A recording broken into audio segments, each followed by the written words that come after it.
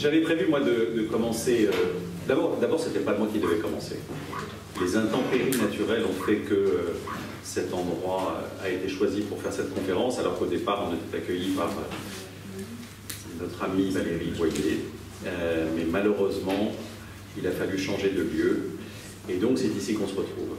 Moi, j'avais prévu de commencer avec quelque chose de sympa, qui nous lie d'une certaine façon avec le Centre Flegg, puisqu'il se trouve qu'aujourd'hui, 15 octobre, c'est la date de naissance d'Ashok Malakian, dit Henri Verneuil, et que c'est la date de décès de Edmond Flegg. Donc c'était déjà quelque chose que je trouvais qui me touchait et qui était assez symbolique quant à ce partenariat que nous faisions ensemble. Et puis, malheureusement, l'actualité nous rattrape à une vitesse grand V. J'étais en avril, le 24 avril, j'étais à Yerevan et ils avaient une campagne incroyable pour le centenaire du génocide. Et une affiche particulièrement avait retenu mon attention, c'était la moustache turque avec le fez. Juste en dessous, il y avait la moustache et la mèche d'Adolf Hitler. Et il était inscrit, en condamnant le premier, nous aurions pu éviter le deuxième. Tout était dit. Et malheureusement, l'histoire se reproduit encore et encore. Je ne parle pas que des Arméniens, mais je parle de l'histoire en général. L'actualité nous rattrape aujourd'hui parce qu'il y a des événements en Israël qui sont terribles, qui sont des événements qui, une fois de plus, nous rapprochent, nous particulièrement les Arméniens, parce qu'on a aussi une actualité avec le Karabakh. Et puis, il y a une autre actualité aujourd'hui, c'est celle du rendu de justice de la Cour européenne des droits de l'homme, qui est en notre défaveur et qui a donc décidé d'accorder le droit à cet homme turc qui a dit que le génocide arménien était une invention internationale et un mensonge international. Donc, évidemment que tous ces événements, évidemment que toutes ces choses-là ne sont que des preuves supplémentaires de ce qui nous lie avec les Juifs. C'est quelque chose d'important aujourd'hui parce qu'on ne le dit pas assez souvent et on ne le fait surtout pas assez souvent, des choses en commun. Et grâce à Jacques, mais je vais laisser à mon successeur la possibilité de raconter pourquoi, c'est grâce à lui que nous sommes là ce soir, Jacques Denabédian. Et c'est une nouveauté, mais c'est surtout quelque chose qui inaugure une nouvelle ère, comme nous allons bientôt inaugurer un nouveau siècle, pour nous les Arméniens, on va inaugurer aussi une ouverture d'esprit, parce que face à tout ce qui se passe dans le monde, aussi bien pour les Juifs que pour les Arméniens, je crois qu'il faut pouvoir montrer aujourd'hui une alternative à ces extrémistes, à ces gens qu'on ne peut en aucun cas adhérer à ce qu'ils disent.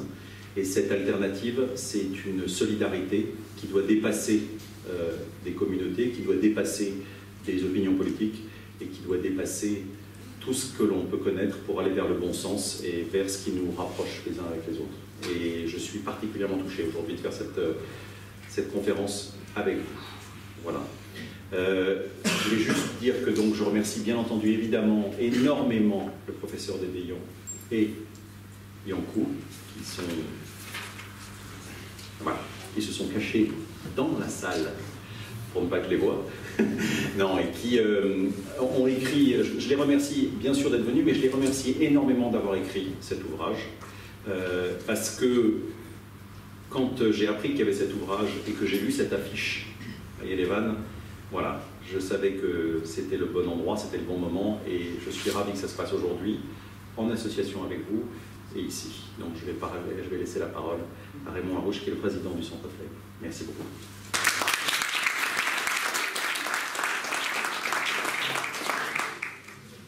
Je vais baisser le micro parce que je suis moins grand que toi. Moi j'ai envie de dire que je suis particulièrement ému d'être chez vous aujourd'hui, dans ce lieu, à l'UGAB. L'idée, elle est très simple, on a tellement de choses en commun, on est meurtris de la même façon par l'histoire. Il était important pour le Centre culturel juif de Marseille de se manifester auprès de vous dans cette année particulière qui est votre centenaire. Effectivement, on n'aurait pas été là sans Jacques de Nabédian, parce que Martiniana, directrice du Centre Flegg, et moi-même, on a été rencontrés en lui disant: Jacques, on veut se manifester, quel est le bon prétexte? Et le prétexte de ce soir est un prétexte extraordinaire, puisque nos deux auteurs vont, avec un ouvrage de référence qu'ils vont nous faire partager, créer cette passerelle qui nous aide à mieux comprendre et à mieux peut-être tout faire ensemble pour que ça ne se reproduise pas. J'avais envie de vous lire un petit texte parce que quand j'ai voulu lire des choses sur le génocide arménien, et j'étais assez surpris, j'ai cru entendre les mêmes mots qui ont été prononcés dans cette histoire malheureuse qu'est la nôtre. Et ce que je vais lire concerne le génocide arménien, mais en fait, il pourrait concerner le génocide juif. Parce que le génocide, ça commence par le massacre des hommes, puis l'extermination des femmes, des enfants, des vieillards. Et tout ça se met en place sous couvert de déportations vers des camps de concentration. Déportations qui sont de véritables marches de la mort, à pied ou en wagons à bestiaux, si bien que peu arrivent vivants dans ces camps où de toute façon, la famine et les mauvais traitements règnent. Je ne parle pas du génocide juif, je parle du génocide arménien, parce qu'au siècle dernier, les Turcs ottomans ont été responsables de la mort de 1,8 million d'Arméniens entre 1915 et 1916, et l'ONU n'a reconnu votre génocide qu'en 1985. Vous avez vos négationnistes, on a les nôtres. Pour mémoire, le régime nazi hitlérien a exterminé les 3/4 des Juifs d'Europe, faisant 11 millions de victimes. Alors, que puis-je rajouter de plus dans ce cadre-là? Alors, c'est 6, effectivement. Il doit y avoir une faute de frappe, vous me pardonnerez. C'est 6 millions, merci. Le thème de la conférence de ce soir ne pouvait pas être plus approprié. Du génocide arménien à la Shoah, typologie des massacres du XXe siècle, en présence bien sûr de Gérard Védéian et Carole Loncoux, que Patrick va nous présenter tout à l'heure. Et avant de passer la parole à Madame Valérie Boyer, députée maire du 11e et 12e, qui a spontanément soutenu cette manifestation, eh bien, je réexprime une pensée amicale de prompt rétablissement à Jacques de Nabédian, sans lequel cette soirée n'aurait pas pu avoir lieu. On le remercie, on pensait à lui, en tout cas, très heureux d'être avec vous, et je souhaite qu'au Centre Flegg, ça ait une suite, parce que la marque de fabrique du Centre Flegg, c'est nous considérons que pour lutter contre le fanatisme et l'ignorance, la culture est une arme forte, et qu'en se connaissant mieux, en se comprenant mieux, eh bien peut-être qu'on évite de se faire la guerre. Voilà, merci à vous tous.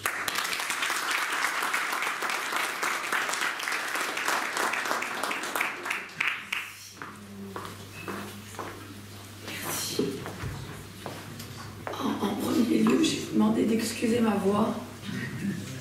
Vous allez voir que ce soir, c'est pas terrible. Mais il n'était pas question de ne pas venir ici à l'UGAB. Alors je réexprime mes regrets de n'avoir pu vous accueillir au château de la Rosière, mais nous avons eu une inondation et la commission de sécurité ne voulait pas qu'on reçoive du public. J'espère que ce n'est que partie remise et peut-être dans des circonstances un petit peu plus joyeuses. Parce que je dois dire que l'actualité aujourd'hui encore, Patrick, M. Harouche, vous avez été soft, mais elle est bien pire que celle que vous venez d'évoquer.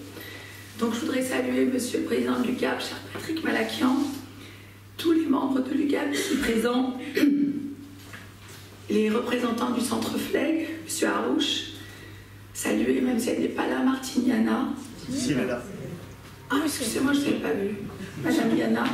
Je voulais aussi saluer Jacques de Nabédian, il y a son épouse qui est ici, et dire que, bien évidemment, je l'embrasse de loin, parce qu'avec ma voix, je pense que ça ne va pas lui faire du bien en ce moment. Et je voulais aussi saluer les auteurs de ce livre, ô combien intéressant, et dont nous avons tant besoin. C'est ce que je disais tout à l'heure, c'est un plaisir pour moi de vous retrouver ce soir pour cette conférence, donc autour de cet ouvrage « Génocide des Arméniens à la Shoah, typologie des massacres du XXe siècle », en présence donc des auteurs Gérard Védéian et Carole Loncoux. Je vous ai dit tout à l'heure que j'aurais souhaité vous rencontrer, donc à la Rosière, mais je ne vais pas le redire. Si nous sommes rassemblés ici ce soir, c'est pour parler de cet ouvrage. Mais je voulais vous dire que lundi soir, moi j'étais à Paris à la conférence, c'était une conférence, mais c'était aussi une soirée de réjouissance et surtout d'union, j'allais dire d'union de prière, puisqu'il y avait donc aux Folies Bergères un spectacle qui s'appelle « Toi mon frère » par le CRIF et le CCAF. Et avant le spectacle, nous avons eu 3 discours de Gilles Taïeb en premier, et ensuite des représentants des communautés assyro-chaldéennes et bien évidemment de la communauté arménienne, même si je n'aime pas ce mot communauté, mais en l'occurrence ce soir-là, ça permettait de situer un petit peu le contexte dans lequel nous nous retrouvions, bien évidemment, en cette année du centenaire de la commémoration du génocide de 1915. Dans cet ouvrage, vous proposez à travers de nombreuses études un éclairage nouveau pour la compréhension du phénomène génocidaire du XXe siècle. Vous l'avez dit, 6 millions de juifs, 300 000 grecs pontiques, 300 000 assyro-chaldéens, 1,5 million arméniens, presque 2 millions. Je dirais un seul chiffre. Avant le génocide de 1915 en Turquie, il y avait 25% de chrétiens en Turquie. Aujourd'hui, on n'a même pas 0,01%. C'est vous dire où nous en sommes. Je crois que les Assyro-Chaldéens qui ont été massacrés en même temps que les Arméniens, mais c'était un 3e génocide d'ailleurs, aujourd'hui c'est le 4e. Et je pense que malheureusement on touche à la fin, c'est-à-dire que sur le territoire où on parlait la langue du Christ, on ne la reparlera pas. Et qu'aujourd'hui, 100 ans après, l'histoire bégaye, avec les mêmes au même endroit. Et ce qui se passe aujourd'hui est absolument stupéfiant. Comment imaginer que Raphaël Nimski, d'ailleurs, qui a été honoré lundi, ça m'a permis de voir des images que je ne connaissais pas, où il expliquait comment il avait créé le mot génocide, donc de génos, genre, enfin homme, humain, et cide qui veut dire tuer. Donc ce mot n'existait pas, il l'a inventé.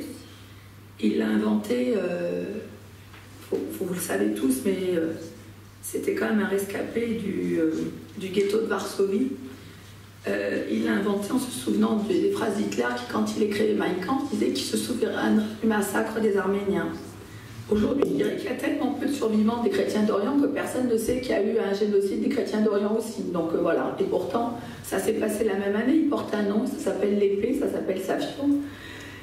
Et malheureusement, ça recommence. Et on est à l'éradication totale, je crois, des Yézidis, et quasi totale aussi des chrétiens, dont beaucoup d'Arméniens d'ailleurs en Syrie. Et vous avez dit qu'aujourd'hui, le 15 octobre, c'était une date très spéciale pour Achmed Malakian et pour Raymond Flegg. Mais cette année 2015, c'est aussi une année très spéciale, puisqu'on a à la fois les 25 ans de la loi Guesso, qui est aussi mise à mal, et je vais en parler, et les 100 ans de la commémoration du génocide des Arméniens. Donc cette conférence, elle est malheureusement au cœur de l'actualité. Patrick l'a dit tout à l'heure, l'actualité nous rattrape. Elle nous rattrape en Israël, où j'étais d'ailleurs au début du mois de septembre. Elle nous rattrape aussi parce qu'au niveau européen, comment ne pas dénoncer ici ce soir les liens étroits entre la Turquie d'Erdogan et ce qui se passe aujourd'hui.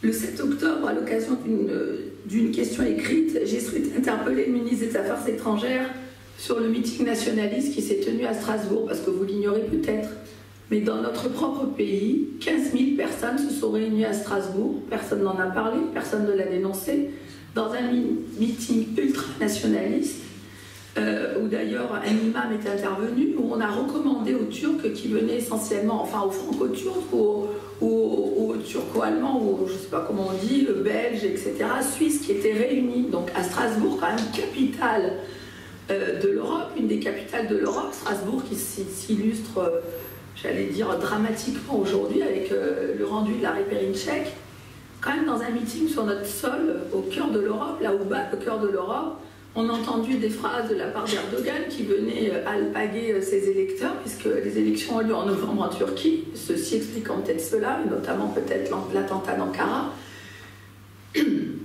où il a dit « surtout ne vous intégrez pas, restez turcs ». Il a quand même rappelé que partout la Turquie n'est plus, c'est le désordre, en faisant illusion de façon très directe au fait qu'il fallait qu'il y retourne.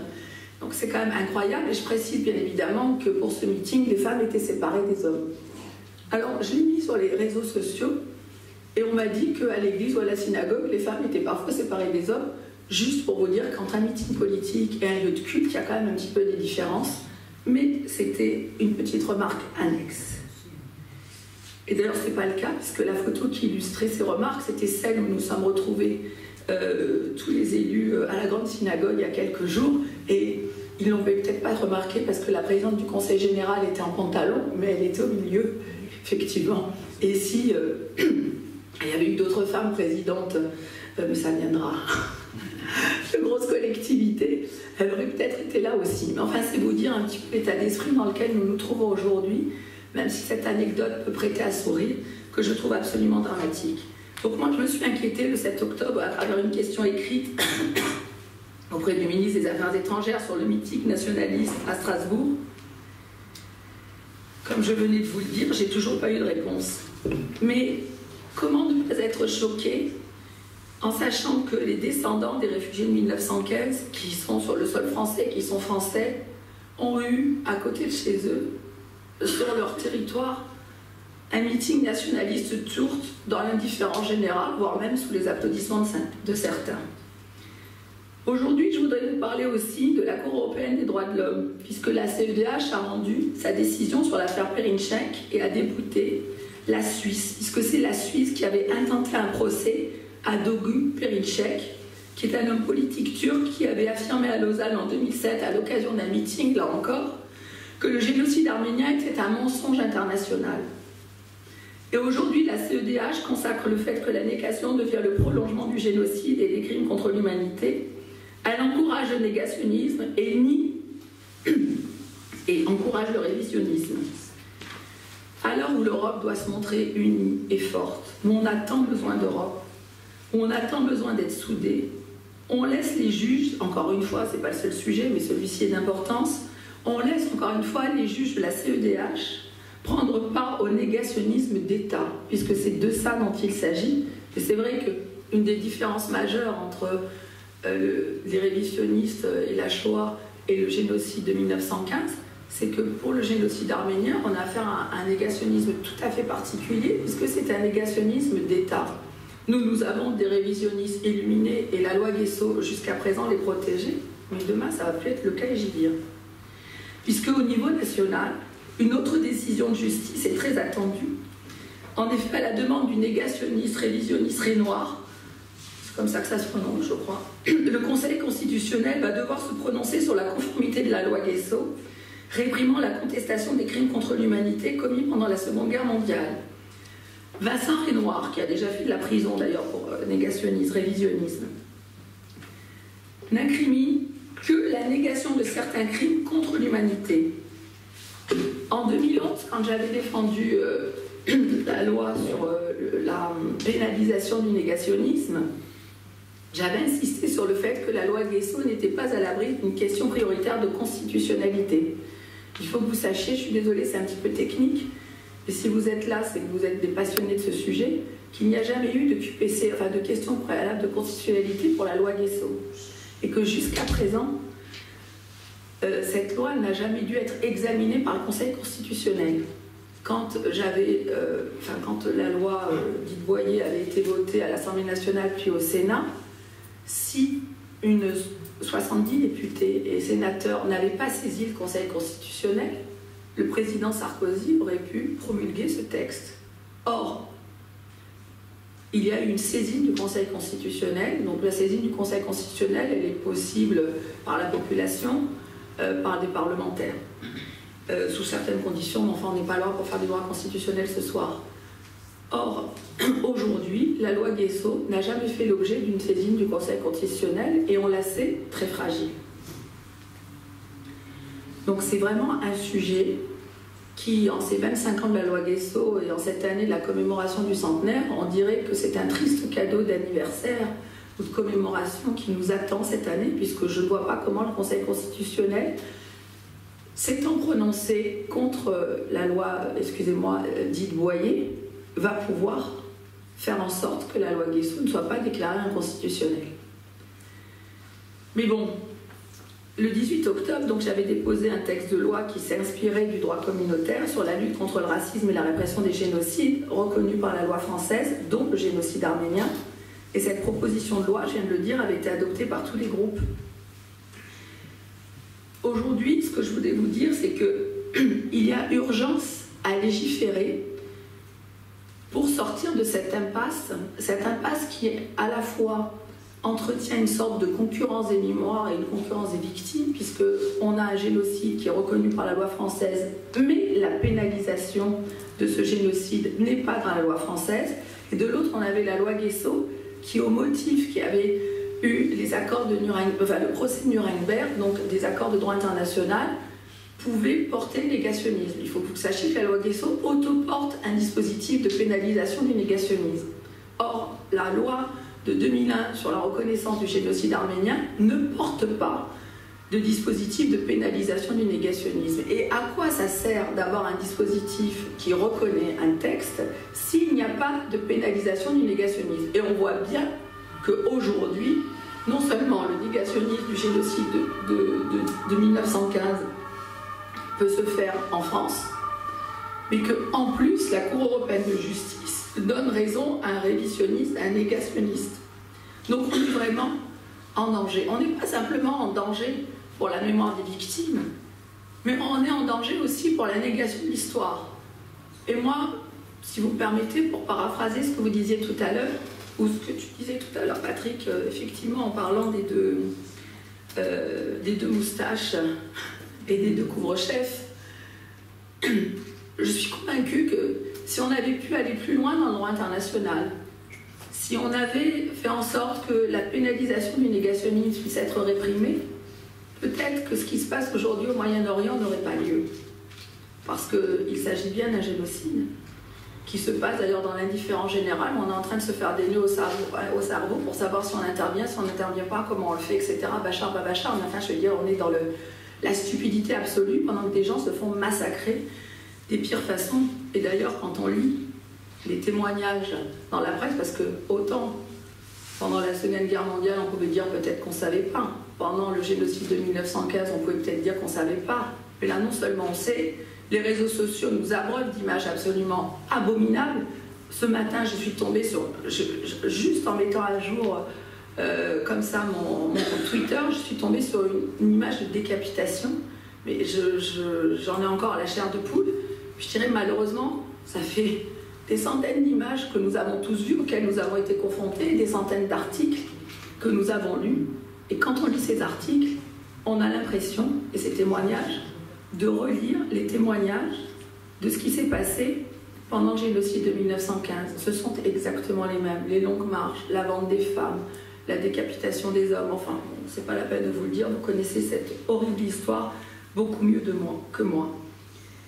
Moi, je voudrais insister sur le fait aujourd'hui que l'opportunité de réprimer le négationnisme de tous les génocides et crimes contre l'humanité fait écho à cette actualité brûlante que je viens d'évoquer. Et donc, il s'avère nécessaire et urgent de légiférer afin de proposer une nouvelle qualification du négationnisme. Et donc, je me suis appliquée à travailler à la rédaction d'une version alternative et innovante qui est devenue une réflexion que j'ai menée avec d'éminents juristes pénalistes, donc en l'occurrence Maître Joannon, qui a été un des associés de Robert Badinter, je préfère quand même le dire. Robert Badinter qui a beaucoup évolué d'ailleurs sur cette question, puisque je l'ai rencontré à plusieurs reprises, et notamment quand le ministre des Affaires étrangères nous avait réunis au Quai d'Orsay pour parler de la question de l'aide pour les chrétiens d'Orient. Et c'est vrai que j'avais été très surprise de la position de Robert Badinter, qui était beaucoup plus ouverte sur cette question de la pénalisation du négationnisme pour le génocide de 1915, et avec quelqu'un que vous connaissez qui a écrit un ouvrage très intéressant sur le négationnisme, qui est Sévac Torossian, qui est avocat au barreau de Paris, et qui a écrit un livre qui s'appelle « Vous n'existez pas », et qui parle justement de cette question du négationnisme sur le plan juridique. Donc le 14 octobre 2014, j'ai déposé une proposition de loi qui vise à réprimer la négation des génocides et des crimes contre l'humanité du XXe siècle, afin que le négationnisme ne soit plus considéré par la loi comme un simple abus de la liberté d'expression, mais comme un délit contre l'humanité. Et c'est là le caractère innovant, puisque nous ne sommes plus dans une loi mémorielle, donc on ne va pas commencer à nous... Excusez-moi, vous filmez, donc je ne vais pas dire, je vais parler de façon plus soutenue. On ne va pas recommencer ce débat stérile sur les lois mémorielles, alors que nous sommes tous dans des lois mémorielles, excusez-moi, ça va bientôt être le 11 novembre, je veux dire, il est normal pour un pays d'avoir une histoire, de décider quelle histoire il honore et comment il le fait. Mais enfin bon, passons. Je veux bien qu'on essaye, si on est sorti par la porte, qu'on rentre par la fenêtre ou par la cheminée ou par un trou de souris pour arriver à faire en sorte que les 2 génocides reconnus par la loi française puissent être protégés, parce que c'est de ça dont il s'agit. Et donc, si je peux me permettre de parler de ce texte, ça représente un double avantage. Ça sort de l'impasse proposée par le juge constitutionnel sur la liberté d'expression et ça protège les génocides reconnus par notre droit. Et le troisième avantage que je verrai, c'est que ça ne nous oblige pas à reconnaître des génocides, si vous me permettez cette expression, farfelue, qu'on voudrait nous imposer par l'étranger ou par encore cette fameuse CEDH. Parce que ça aussi, c'était une impasse juridique vers laquelle je ne voulais absolument pas que mon pays soit encouragé à aller. Donc j'insiste sur le fait que ce n'est pas une loi mémorielle que j'ai proposée, mais un dispositif législatif enrichi. C'est une loi apolitique, bien évidemment, qui vise l'intérêt général, qui s'affranchit des considérations partisanes, comme la précédente d'ailleurs.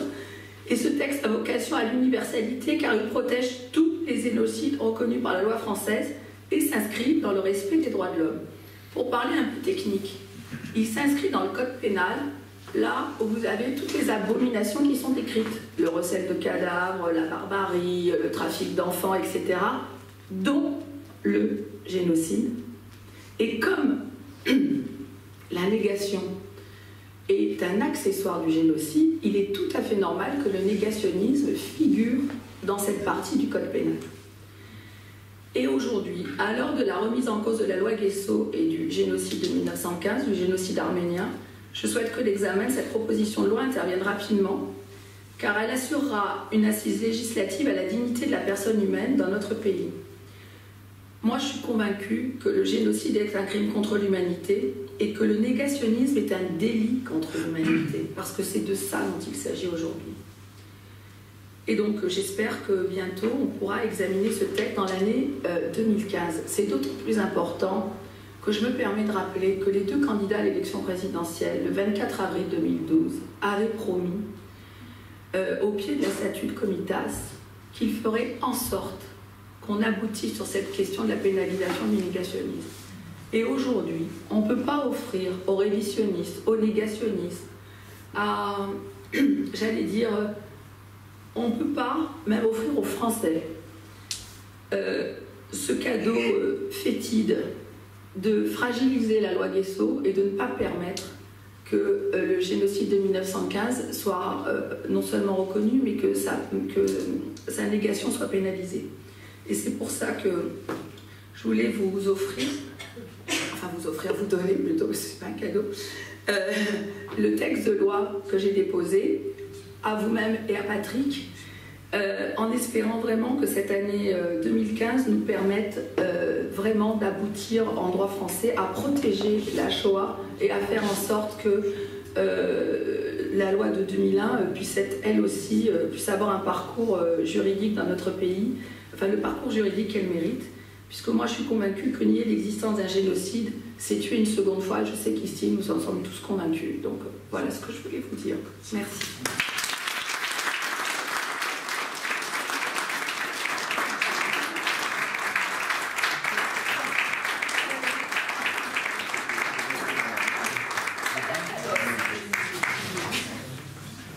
Ah, merci.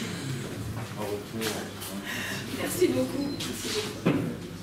Bon, messieurs, donc, monsieur Gérard Desélian, qui est donc professeur d'histoire médiévale à Montpellier, membre de l'Académie nationale des sciences de la République d'Arménie et membre associé du Collège de France, et monsieur Yankou, professeur d'histoire contemporaine à l'Université de Montpellier, membre de l'Académie de Nîmes, et il dirige le Centre de recherche et d'études juives et hébraïques de Montpellier.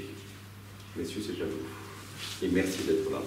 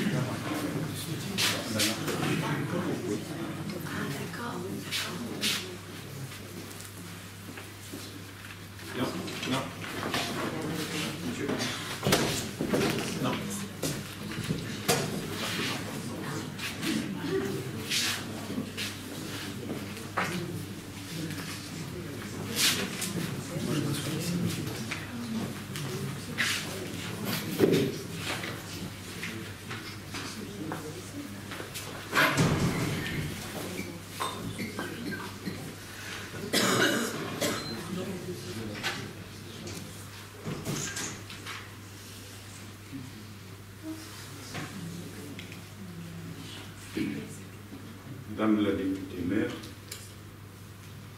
je crois que nous avons tous été très sensibles à vos propos. Nous admirons tous votre courage. Nous savons que la loi Boyer a entraîné des menaces sur votre personne, venue de, disons, de très loin. Nous savons aussi que tout récemment, vous avez contribué à déposer une loi pour la reconnaissance du génocide assyro-chaldéen. Et nous savons encore que, nous l'avons senti dans vos propos, que vous êtes particulièrement sensible aux souffrances des chrétiens d'Orient actuellement. Le pape François rappelait à la messe du 12 avril à Rome, à laquelle étaient présents les catholicos arméniens, le patriarche des Arméniens catholiques et beaucoup de représentants des Arméniens au plan mondial. Il a rappelé quelle résonance pouvaient avoir les génocides des Arméniens, des Syriaques, des Grecs pontiques opérés en 1915 et ceux qui se passent en particulier pour les communautés syriaques, de confession syriaque, qui sont en Irak, qui sont en Syrie actuellement. Avec mon collègue et ami Gérard Dédéan, nous avons bâti toute une œuvre qui a perduré une quinzaine d'années. En effet, à l'université Paul Valéry de Montpellier, nous avons créé un centre de recherche intitulé « Juifs, Arméniens et chrétiens d'Orient ». Et combien ce mot « chrétien d'Orient » résonne aujourd'hui en raison des événements que vous connaissez tous. Donc, si vous voulez, nous avons pu voir, à l'occasion d'un certain nombre de colloques internationaux même, de tables rondes, de séminaires, quels sont les points de convergence, quelles sont les différences entre la destinée du peuple juif et la destinée du peuple arménien. Et donc, le livre que nous avons effectivement dirigé, puisque nous sommes à la fois les co-directeurs, mais aussi co-auteurs, puisque nous avons écrit aussi là-dedans, c'est donc l'un des résultats de ce centre de recherche qui, effectivement, a œuvré à Montpellier pendant, comme je l'ai dit, une quinzaine d'années. Alors, je souhaite aussi vous dire, effectivement, que cette année, nous commémorons deux événements. L'événement le plus important, c'est bien entendu le centenaire des Arméniens. Mais n'oublions pas que c'est aussi le 70e anniversaire de la libération d'Auschwitz, le plus important camp d'extermination. Et donc, nous avons tout fait pour que, effectivement, cet ouvrage pour lequel nous avons travaillé pendant de nombreuses années puisse paraître cette année. Et je dois dire que les éditions Privat de Toulouse ont fait le nécessaire et le livre a pu paraître. Il s'agit d'un nombre de 36 contributeurs de 10 pays différents. Nous avons fait appel aux savants les plus importants pour aborder un certain nombre de sujets. Et juste deux mots pour dire que le titre du livre, du génocide des Arméniens à la Shoah, typologie des massacres du XXe siècle. Parce que malheureusement, il ne s'agit pas uniquement du génocide des Arméniens et de la Shoah, du génocide des Juifs. Il y a eu malheureusement aussi d'autres massacres génocidaires. Et on va apprendre que là aussi, encore, les Allemands de l'époque, on ne peut pas donner un jugement de valeur absolue sur l'Allemagne, mais malgré tout, le premier génocide du XXe siècle, ce sont la tribu des Héréros en Afrique, qui ont été massacrés à 80%, 3/4 des Héréros qui ont été massacrés à l'époque. Nous sommes en 1904, 11 ans avant le génocide des Arméniens. Alors, c'est bien entendu un sujet extrêmement vaste que celui de la Shoah. Donc, j'ai pensé bâtir mon propos de la manière suivante. Essayez d'abord de voir quelles sont les caractéristiques de la Shoah. Qu'est-ce que ça veut dire, cette Shoah? Comment ça s'est passé, cette Shoah? Prendre un exemple, je connais bien, puisque moi-même je suis d'origine roumaine, Et je vais faire une comparaison entre la Shoah, entre deux pays voisins, la Hongrie et la Roumanie. Et ensuite, choisir un personnage qui mérite d'être un véritable juste parmi les nations. Il s'agit de l'ambassadeur de France, Jacques Truel, sur lequel je prépare maintenant toute une monographie. Et je finirai, si vous voulez bien, avec un poète qui reste le plus grand poète de la Shoah. Je veux parler de Benjamin Fondan. Nous sommes ici à Marseille. Benjamin Fondan a assuré la critique philosophique de la célèbre revue marseillaise Les Cahiers du Sud de Jean Ballard. Ça, c'est pas tellement connu. Et vous verrez cet exceptionnel poème qui s'intitule Superfluina Babylonis.